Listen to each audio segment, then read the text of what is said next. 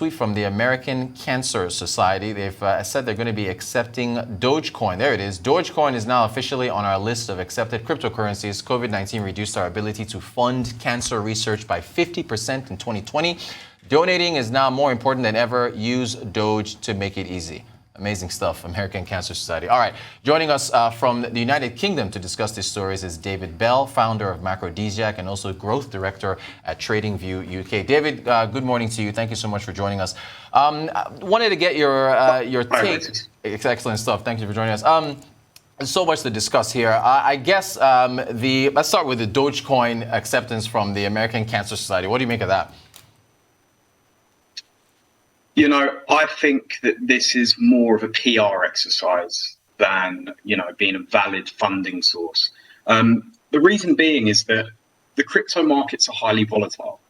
And at the end of the day, what we're seeing in the crypto markets, especially in these kind of altcoins like Doge, is a really big swing between, price rising, price falling lower. And what does that mean then for actually obtaining the dollar value of the Doge coins that they hold? I mean, you saw in that tweet that it said that their donations had dropped 50% in 2020 due to coronavirus.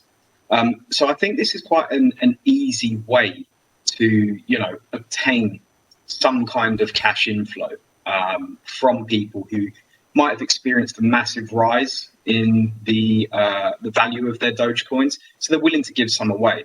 I mean, it makes sense from that perspective, but I don't necessarily see Dogecoin as, a treasury instrument in the same way that possibly Bitcoin could be.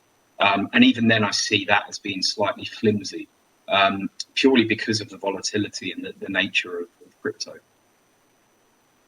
What about the spat between the French and where you are over in the UK, them possibly halting access of U.S. financial firms because of this whole fishing rights matter that's going on? It looks like this post-Brexit, divorce doesn't seem to be working out. They keep seeing these flare-ups continue to happen between the UK and nations like France and other members of the EU.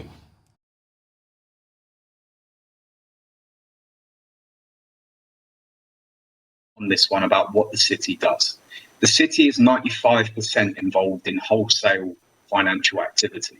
That is banking intermediaries, regulated institutions.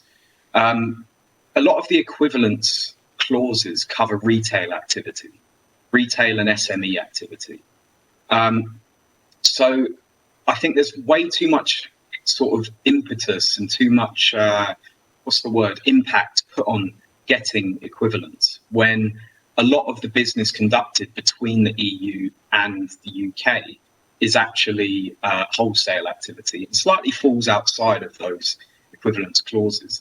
I mean, for example, if a UK firm, wants to operate within the EU and accept EU clients, all they have to do is open up a subsidiary.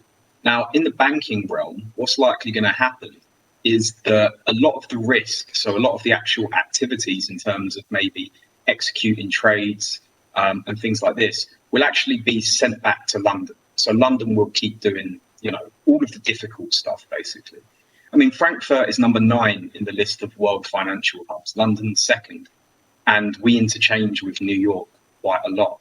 So you can kind of see possibly the difference in infrastructure, the difference in expertise that London has versus some of the European financial centres.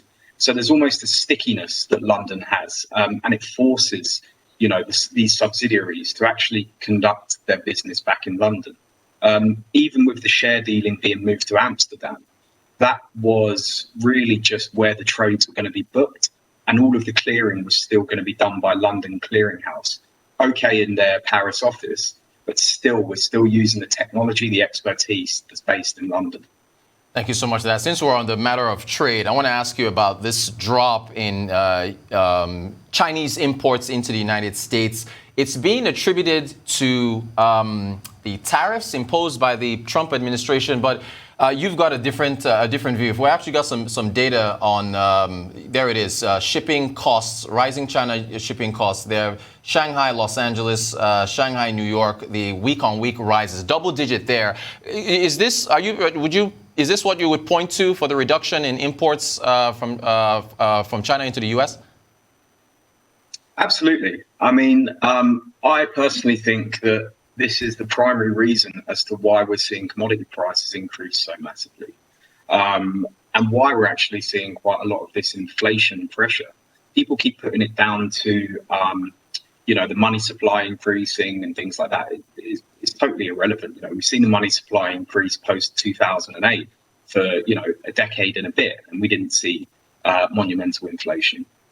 So this recent shock in the price of goods, I think, is really down to supply chain issues. And you can see there, for example, I mean, I've got it up on my computer here. Shanghai to Los Angeles, in 1 year, the cost of shipping a 40-foot container has gone up by 239%. Shanghai to New York, 171%. Now, what's funny is going the other way, Los Angeles to Shanghai has only gone up 16% in a year. So you're kind of seeing these really big disparities of almost imported inflation, in my view. And this clogging up of that one single supply chain from China to the US is causing further capacity constraints in the US as well on things such as, iron ore, copper, what else, lumber. All of these commodities that we've recently seen rise in price, we can probably, attribute it down to tight supply chains. It makes the most sense from my perspective, and I think you have to use kind of Occam's razor sometimes. When you see such an abnormal historical price move in terms of the shipping costs, I think it's most likely going to be due to that. Thank you so much for that, David. A couple minutes to go. I just want to get a quick take on the firms pressuring the ECB to extend, capital guidance to allow them to continue business. What do you make of that?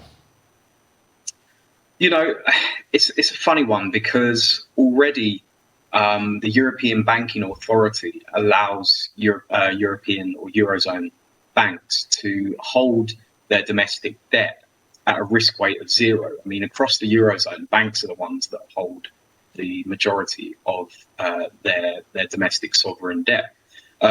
If you recall the SLR exemption that the US just got rid of, just I think at the end of March, it's the same as that, except the US has kept it only for about a year, whereas the Eurozone has had it for I think about half a decade, if not longer. So they've already got very, very loose sort of constraints there in the Eurozone banking sector. And I'm not really too sure how much more this can really help. I think Eurozone banks are already seeing a decline in return on equity, even though they're probably one of the best value plays that you can see out there. But I'm not 100% sure as to what the benefit is. Perhaps it's purely just to keep, the system a bit more liquid, just while the EU recovery fund gets ratified, so they have good optics. So that's it. David Bell, founder of Macrodesiac, also growth director at TradingView UK. Thank you so much for taking us through those headlines, David. Appreciate your insights.